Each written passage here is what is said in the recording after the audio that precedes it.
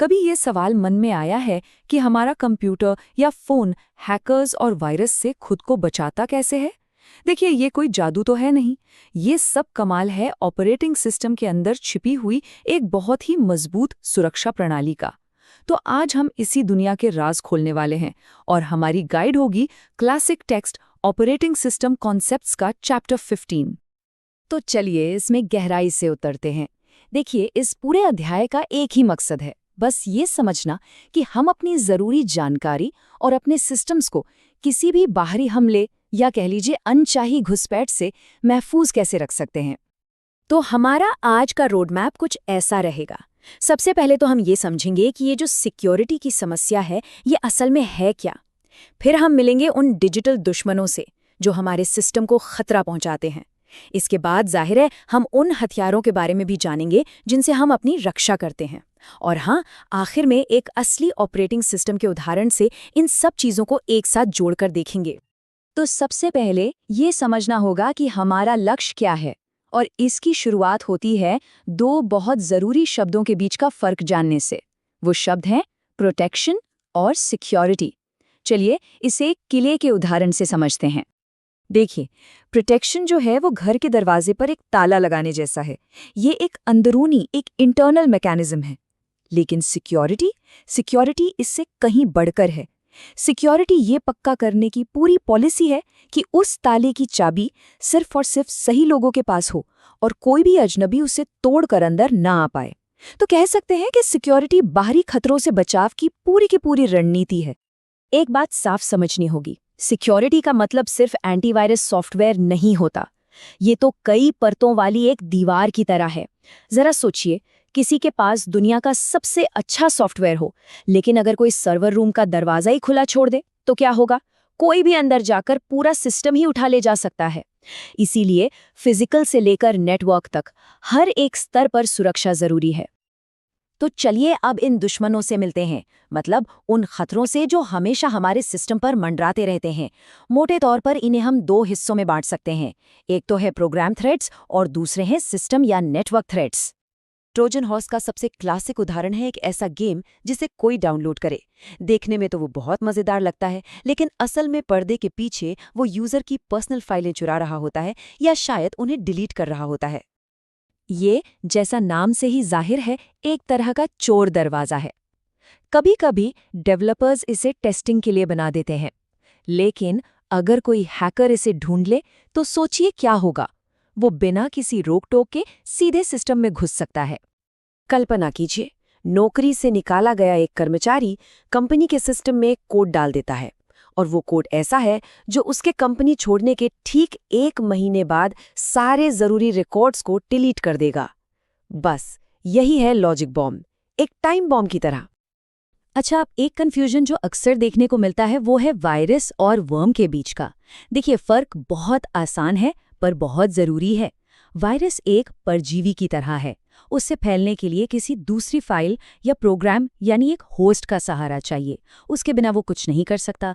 वहीं दूसरी ओर वर्म एक आज़ाद मुसाफिर है। वो नेटवर्क पर अपनी कॉपी खुद ब खुद बनाकर फैलता रहता है। उसे किसी होस्ट की जरूरत नहीं। अब आते हैं डिनायल ऑफ सर्विस पर। यहाँ हमलावर का मकसद डेटा चुराना नहीं है, बल्कि किसी वेबसाइट या सर्विस को पूरी तरह से ठप कर देना है। इसे एक भयंकर ट्रैफिक जाम की तरह समझिए। हैकर क्या करता है? वो हजारों लाखों नकली रिक्वेस्ट्स भेजकर सर्वर का रास्ता इतना जाम कर देता है कि जो असली यूजर्स हैं वो उस तक पहुंच ही नहीं पाते। तो अब जब हम दुश्मनों को जान गए हैं तो चलिए बात करते हैं अपने सबसे ताकतवर हथियारों की। और ये हथियार है क्रिप्टोग्राफी, यानी डेटा को एक गुप्त कोड में बदलना, और ऑथेंटिकेशन, यानी ये पक्का करना कि यूजर वही है जो वो होने का दावा कर रहा है। देखिए, सिमेट्रिक एन्क्रिप्शन एक ऐसे ताले की तरह है जिसे खोलने और बंद करने के लिए एक ही चाबी लगती है। ये बहुत तेज है, पर इसमें एक समस्या है। उस चाबी को सुरक्षित तरीके से दूसरे तक पहुंचाना एक बहुत बड़ी चुनौती है। वहीं दूसरी तरफ है असिमेट्रिक एन्क्रिप्शन। ये एक लेटर बॉक्स जैसा है। कोई भी जिसके पास पब्लिक की है उसमें चिट्ठी डाल सकता है, लेकिन उसे खोल सिर्फ वही सकता है जिसके पास उसकी खास प्राइवेट की हो। Problem solved. और ऑथेंटिकेशन का सबसे आम तरीका क्या है? पासवर्ड्स। ये हमारी डिजिटल दुनिया के दरवाजों की चाबियां हैं। लेकिन जाहिर सी बात है, अगर ये चाबियां कमजोर हुईं तो कोई भी अनुमान लगाकर या उन्हें चुराकर दरवाजा खोल सकता है। और यही वजह है कि एक मजबूत, लंबा और अनोखा पासवर्ड इस्तेमाल करना इतना जरूरी है। तो सवाल ये उठता है कि हम इन सभी औजारों का इस्तेमाल करके एक मजबूत और सुरक्षित सिस्टम बनाते कैसे हैं?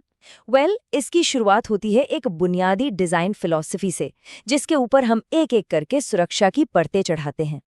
और वो फिलॉसफी है प्रिंसिपल ऑफ लीस्ट प्रिविलेज, यानी न्यूनतम अधिकार का सिद्धांत। इसे सुरक्षा का सुनहरा नियम भी कह सकते हैं। जरा सोचिए, एक प्रोग्राम जिसे सिर्फ फाइलें पढ़नी हैं, उसे फाइलें बदलने या डिलीट करने की इजाजत क्यों दी जाए? बिल्कुल नहीं दी जानी चाहिए। कम अधिकार मतलब कम खतरा, बस इतनी सी बात है। एक सुरक्षित सिस्टम बनाने के लिए डिफेंस इन डेप्थ की स्ट्रैटेजी अपनाई जाती है। इसे एक प्याज की तरह समझिए। किसी हमलावर को सिस्टम के कोर तक पहुंचने के लिए एक एक करके कई परतें छीलनी पड़ती हैं, और हर परत पर उसके पकड़े जाने की संभावना बढ़ जाती है। लेकिन देखिए, कितनी भी मजबूत सुरक्षा क्यों ना हो, हमें हमेशा ये मानकर चलना चाहिए कि हमले की कोशिश तो जरूर होगी। और यहीं पर काम आते हैं इंट्रूजन डिटेक्शन सिस्टम, यानी आईडीएस। ये हमारे सिस्टम के डिजिटल चौकीदार हैं। अब घुसपैठ को पकड़ने के भी दो मुख्य तरीके हैं। पहला है सिग्नेचर बेस्ड डिटेक्शन। ये उस पुलिस वाले की तरह है जो वांटेड पोस्टर देखकर अपराधी को पहचान लेता है। मतलब ये जाने पहचाने खतरों के खिलाफ बहुत असरदार है। दूसरा है अनोमली बेस्ड डिटेक्शन। ये उस होशियार पुलिस वाले की तरह है जो भीड़ में किसी की भी अजीब या असामान्य हरकत को देखकर उसे पकड़ लेता है। इसका फायदा ये है कि ये नए हमलों को भी पकड़ सकता है। तो चलिए अब इन सभी सिद्धांतों को एक असली दुनिया के उदाहरण में देखते हैं।